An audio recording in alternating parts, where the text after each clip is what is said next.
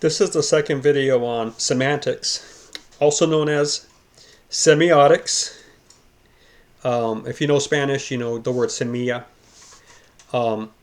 And if you look at the etymology, you know where that's coming from concerning Latin and then Greek, you can kind of get the idea of what semiotics mean, but it's the same. It's the study of signs, also known as semantics, also known as semiotics. Okay, these terms will be listed for you. You are not going to ever get a graded written quiz on this, but your mentor is challenged. We ask the mentors to talk to you about these terms, and sometimes there can be sort of an oral quiz in the terms of, hey, what's an icon? You know, what's semiotics? What's epistemology? Okay, you need to start learning these terms. But we're never going to overwhelm you with them, and we're going to be repeating them down the line. So there's a building of knowledge, okay? And we're very careful about what we bring into this sort of thing. We have to be convinced that this can help you be a better thinker in the long run. It's not just something we're doing to fulfill a class title or some sort of general learning requirement that some other institution is asking us to fulfill. We're very independent.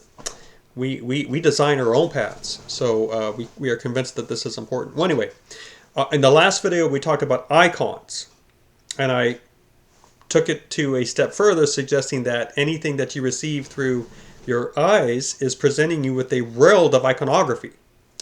And so now let's talk about the second type of sign, and that's your symbol. Okay, symbol.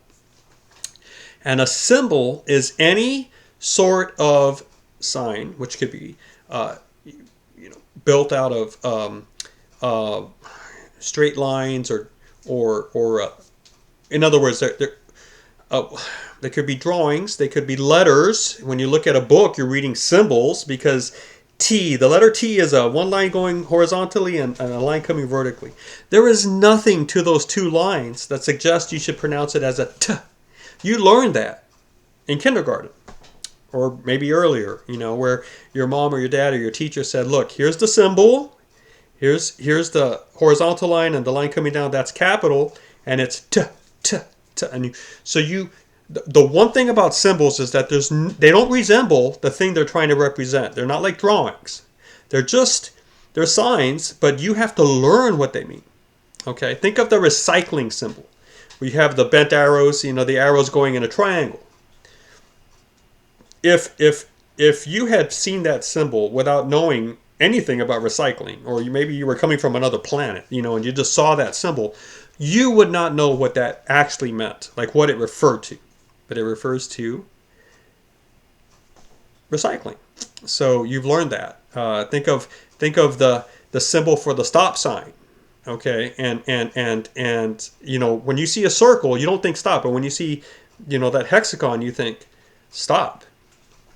Or is it an octagon? You've got to go figure it out, right? I should go look right now because now I'm thinking, but there's nothing to a hexagon or octagon that tells you have to stop. You learn that. These are things that you learn. People go out and show you the thing and say that symbol means this. Okay, that's how you learned your alphabet. That's how you learned how to speak. Okay? Car.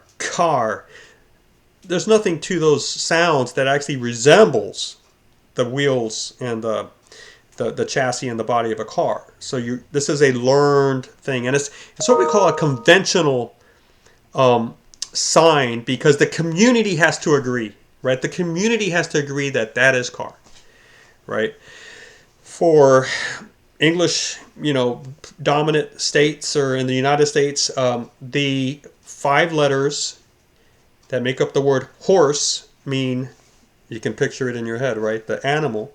But for people closer to other Hispanic areas in the United States or Mexico or wherever, the caballo is horse, right? Caballo. And those two words do not sound the same, but they point to the same animal. So you had to learn these things. They don't look like the things they represent. So these are symbols. Numbers are symbols. Words are symbols. Alphabets are symbols. And sometimes special drawings are symbols, like the radiation symbol, like the recycling symbol. Now, if you look down on your computer or your phone and you see the little Wi-Fi signal, you see the dot with the curvy lines around it, right? That's trying to represent what we believe is the physics of how waves are sent into the world, right? So in one sense, it's trying to be an icon to the way we picture the generation of waves and signals that are sent out through sound waves or radio waves, really radio waves.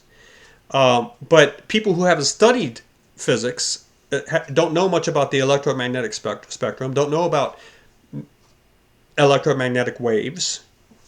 They don't think that that's the wave thing. They just have learned that that means wireless. Okay, it's the same thing with save, the save icon. Now this is probably going to change in the future because these things tend to do so. But sometimes you get a picture of a disk, a square disk, which is the save symbol to save your work.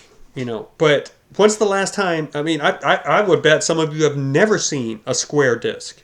So I recognize it because I know that it's representing the thing. To me, that's an icon, right? Because those are the disks I would use to insert into my old computers way back when to save my work. But for you, it's a symbol because you don't recognize it as the disk. You've learned what it means. See what I'm saying? Same thing with the telephone with the handle and the two speakers. The speaker and then the curve. And if you've never seen a phone like that, you wouldn't automatically see that as representing physically it. I do. That's an icon to me. But for you or for others, it might be a symbol because that's just how you represent phone. Even though you've never talked on a handheld phone with those two, the speaker and the receiver here. So icons and symbols, sometimes they overlap, sometimes they switch around. Sometimes to one audience, it's an icon, to another, the very same thing as a symbol. But for definition, symbols are learnt things. So I want you to close your eyes. Everything disappears. So everything that disappears, your mind was receiving as an icon. But you can still hear these words, can't you? Your mind is receiving these words as symbols. And they're coming in, they're hitting your eardrums. You don't see any form at all that you can match up as an outline to a real thing. That would be an icon. But you have learned to interpret the symbols of the word. Do you have your eyes shut? You should. And that's symbol, right? So you're getting communication into your head through symbols. A really quick aside, a quick reminder from the last video. This is extremely important because you live in a black box. That black box is called your head. And people around you live in a black box. You think you can get into there, but you can't. Because many times people have fooled you by acting one way and thinking another. So you really can't get into someone's mind. So how does the outside world get into your mind? Through signage. It's semiotics, it's semantics. Okay? Very important for you to know this arena of study. So under the big umbrella of epistemology, which is how do you know, you have the smaller study of signs. Semantics, semiotics, same thing. As opposed to the study of language, the study of logic, the study of ethics. Okay? Those are different things. But the study of semiotics is how all of this is coming in and you're accessing your reality, right? It's through signs. You live in a world of signage, okay? You are receiving iconography through your eyes and you think that this is the room you live in, but really it's just icon. You're hearing people, you're hearing things. You think it's coming from that, but it's happening in your head through the airwaves. That's why if you took away all the air, you wouldn't hear it. So it's obviously not happening in the clock. It's happening in here. All right? That's why people can go deaf, right? So that's symbol. Now, those of you that are following and thinking with me here, you might be like, well, I really do believe I exist in a real world with real things because I can take my finger and I can try to put it through the computer screen and it hits, or I can try to put it through the table and it stops. And if I really wanted to challenge that, I would say, look, I can't prove that you're false, but I can't also say that that's the only scenario because maybe through the iconography, your mind is showing you that two things are approaching each other. And because you have learned that they cannot go through each other, as soon as they hit, you get the sensation of solidity and the stopping of the iconography. The iconography stops and the cessation takes over, and you put the two together and you feel like, oh, this is solid. Okay? But if the fact of the matter is, if you were blind and if your hand was numb, you wouldn't be able to tell when you touched it. right? So you wouldn't feel solidity. You wouldn't even be able to tell if the hand existed. So these still can exist only in the mind of the realm of the mind.